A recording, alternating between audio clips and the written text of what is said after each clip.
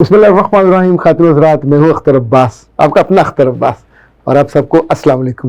آج صبح تقریباً 6:30 بجے میں سیالکوٹ کے لیے روانہ ہوا. اور سیالکوٹ میں مال ٹاؤن میں ایک پارک ہے بہت بڑی ساری، اس میں ایک پروگرام تھا نوجوانوں کا، پیرنٹس کا، سیالکوٹ کے نام سے. اور اس میں جو میرے ذمہ موضوع تھا وہ بڑا دلچسپ تھا.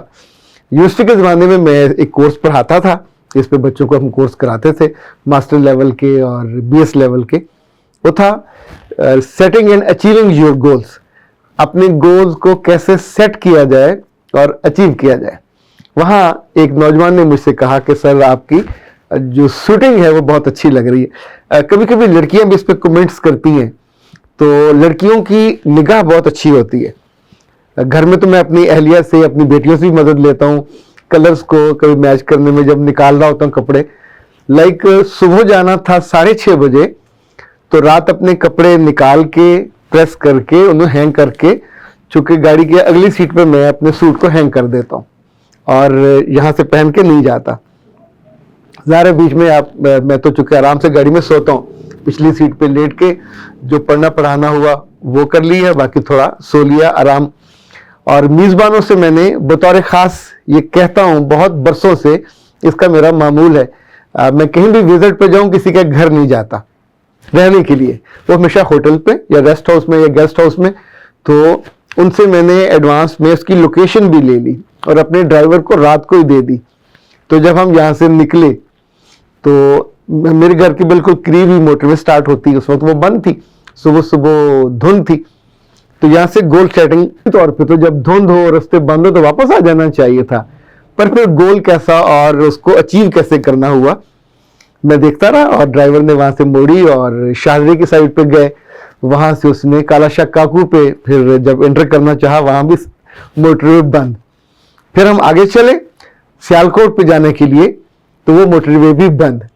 اور اس کے بعد پھر میں آرام سے لیٹ کے سو گیا. تو جب میری آنکھ کھلی تو یہ ڈسکا ہم کراس کر رہے تھے، یعنی گجرانوالہ سے ہم ہو کے وہاں گئے. وقت پہ ہم تقریباً وہاں پہنچ گئے. ہوٹل پہنچے، میں نے غسل کیا، گرم پانی سے شاور لیا، کپڑے وپڑے بدلے. اچھا، آپ کو مزے کی بات بتاؤں کہ یہ جو چیزوں کی خوبصورتی ہوتی ہے یہ آپ کی آنکھوں میں دھیرے دھیرے آ جانی چاہیے، جیسے کہ اللہ نے خواتین کو اور کچھ مردوں کو یہ سینس دی ہوتی ہے. میں نے چونکہ بلیک سوٹ پہنا تو یہاں لگانے کے لیے جو ہینکرچیف یا رومال وہ کس کلر کا ہونا چاہیے تھا. عام طور پہ بلیک کے ساتھ ریڈ سوٹ کرتا ہے، تو میں نے ریڈ ہی نکالا اور ریڈ میں نے لگا کے دیکھا. تو دین آئی تھاٹ کہ یہ دب رہا ہے. ساتھ چونکہ سرخ اور وائٹ ٹائی تھی، نیچے شرٹ وائٹ تھی، تو پھر میں نے سوچا کہ اگر اس کے ساتھ وائٹ ہو تو وہ کیسا لگے گا. وائٹ اس کو زیادہ سوٹ کر رہا تھا، آنکھوں کو بھلا لگ رہا تھا. اب میں عام طور پہ جو کف لنکس ہیں وہ مختلف کلرز کے ہیں وہ پہنتا ہوں. تو میں نے سوچا کہ یہ سرخ ہے تو کیوں نہ جو کف لنکس ہیں ان کو بھی سرخ ہونا چاہیے. سرخ کف لنکس میں نے لگائے جو عام طور پہ ظاہر ہر سوٹ کے ساتھ نہیں جا رہے ہوتے. یہ چھوٹا سا گول ہے. اس گول کے لیے کیا ضرورت تھی کہ یہ چیزیں آپ کے پاس پہلے سے ہوں موجود. تو عام طور پہ سفر کے لیے میرے پاس 15-20 ٹائیاں الگ سے ہوتی ہیں اور وہ ایک ٹرے میں گول کر کے رکھی ہوتی ہیں، ان کو فولڈ نہیں کرتے. تو جب ضرورت ہوتی ہے، یہ عام طور پہ میں استعمال نہیں کرتا. یہ چھوٹی مثال ہے گول سیٹنگ کی. زندگی میں جب بھی آپ نے کوئی چیز بھی کرنی ہو، اچیو کرنی ہو، تو اس کا پھر گول سیٹ کرتے. آپ کو حیرت ہوگی کہ صدیوں سے یہ ہوتا ہے.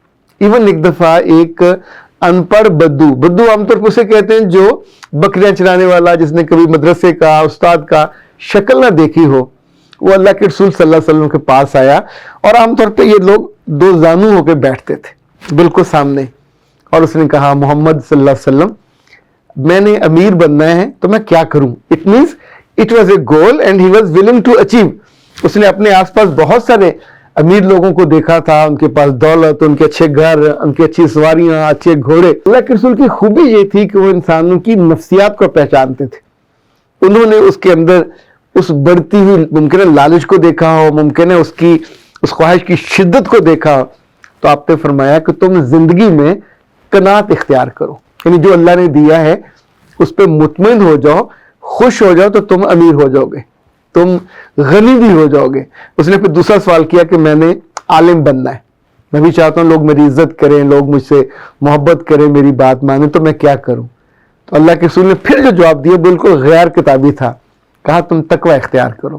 تقوی کیا ہے؟ اللہ سے محبت اور محبت کے ساتھ خوف۔ یعنی حضرت عمر نے اس کی تشریح کی تھی کہ جب تم کانٹوں میں سے گزرتے ہو تو اپنے کپڑوں کو یوں کر لیتے ہو تاکہ پھٹ نہ جائیں، کانٹوں میں الجھ نہ جائیں۔ تقوی بھی یہی ہے کہ انسان دنیا میں رہتا ہے اور غلطیوں سے، کوتاہیوں سے، کمیوں سے، کمزوریوں سے اپنے آپ کو بچاتا ہے۔ تیسرا اس نے کہا کہ میں عزت چاہتا ہوں، اگین اٹ واز اے گول۔ تو آپ صلی اللہ علیہ وسلم نے فرمایا کہ اگر تم عزت چاہتے ہو، کمانا بھی، پانا بھی، اس کو انجوائے کرنا بھی، تو پھر یہ ہے کہ تم لوگوں سے توقع رکھنا چھوڑ دو۔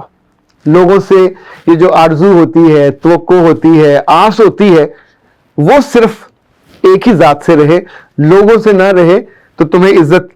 پھر اس نے کہا جی میں رزق کی کشادگی بھی چاہتا ہوں۔ یہ ایک لمبی حدیث ہے جو ابن ماجہ نے روایت کی۔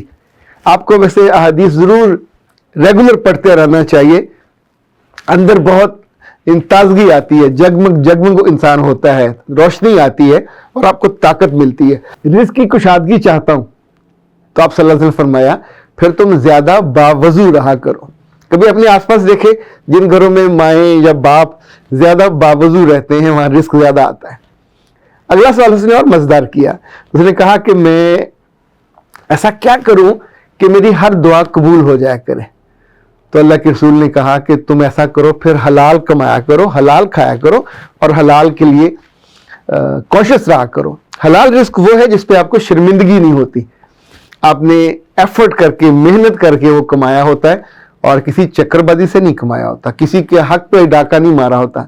پھر اس نے کہا کہ میں چاہتا ہوں کہ اللہ تعالیٰ میری پردہ پوشی کرے، میری غلطیوں کی، کوتاہیوں کی، گناہوں کی۔ تو آپ صلی اللہ علیہ وسلم فرمایا کہ پھر تم لوگوں کی غلطیوں پہ پردہ پوشی کیا کرو، اگر تمہیں کسی کی غلطی کا پتہ چل جائے۔ اچھا جو میں آپ کو جو بتا رہا ہوں، اگر آپ اس کو جملے سمجھو تو یہ آپ سنو گے اور آپ کے کان سے گزر جائیں گے، اور اگر آپ اس کو ہیرے جانو، اگر آپ اس کو ویلیبل جانو، تو پھر یہ آپ کے دل میں جا کے جاگزین ہونے چاہیے۔ دل کی دیواروں پہ جیسے آپ کسی چیز کو ٹھوک دیتے ہیں، پھر اس طرح جا کے دل پہ لگنا چاہیے۔ اچھا اگلا سوال اس میں تھا کہ میں رسوائی سے بچنا چاہتا ہوں، کہ میری بدنامی نہ ہو، رسوائی نہ ہو۔ تو آپ صلی اللہ علیہ وسلم فرمایا پھر تم زنا سے اور گناہ سے بچو۔ یعنی یہ گناہ ایسا ہے جو انسان کو رسوا کر دیتا ہے، ذلیل کر دیتا ہے۔ ممکن ہے کچھ عرصہ چھپ جائے لیکن پھر یہ منکشف ہو جاتا ہے، یعنی واقف ہو جاتا ہے۔ اگلا اس نے کہا کہ میں سب سے سوال کیا کہ میں سب سے بڑی برائی سے بچنا چاہتا ہوں۔ تو آپ صلی اللہ علیہ وسلم فرمایا کہ پھر تم بد اخلاقی سے اور بد زبانی سے بچو۔ میں ایک بات پہ جب یہ پڑھ رہا تھا حیران ہو رہا تھا کہ ایک ان پڑھ آدمی بھی چیزوں کو پوچھنے کا سلیقہ جانتا ہے۔ He knows what to ask اور from where to ask۔ ہمارے بچے یا ہم خود بھی اگر کسی بڑے عالم کے پاس، کسی اہل علم کے پاس، کسی مفکر کے پاس بیٹھیں تو ہم کو توفیق نہیں ہوتی، ہمارے اندر ارج نہیں ہوتی کہ ہم سوال کریں، اور سوال بھی وہ جو آپ کی زندگی کو روشن کرے۔ اچھا یہ جب ہم سوچتے نہیں ہیں تو سوال پھر دل میں اترتے بھی نہیں ہیں۔